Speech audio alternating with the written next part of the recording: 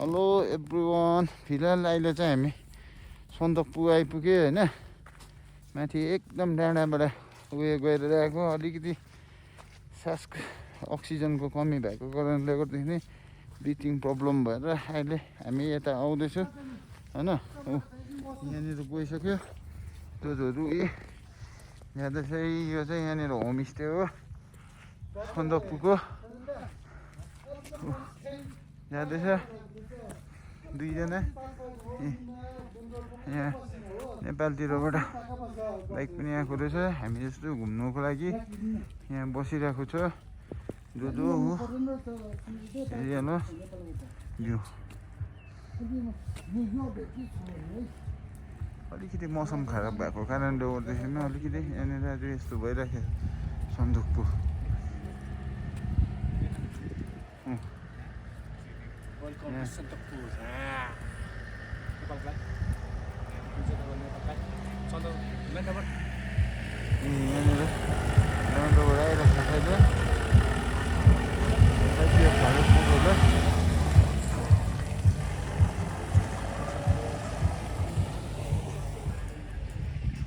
Homestay Sandakphu.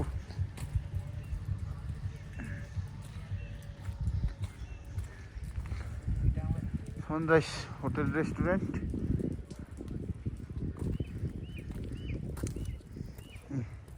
यो चाहिँ तपाईँको पुरा होमस्टे हो सन्दकपूको। यस्तो छ।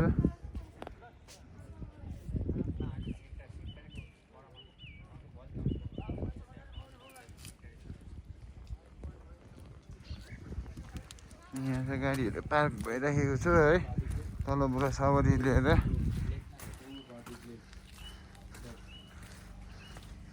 हेरिहाल्नुहोस् त्यो छ एकदम चिसो मौसम,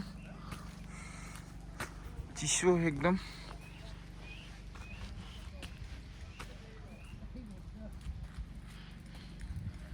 यो तपाईँको रेस्टुरेन्ट रहेछ यहाँको होइन, सन्दकपूको। यहाँ टुरिस्टहरूले लजिङ हुँदो रहेछ यहाँनिर।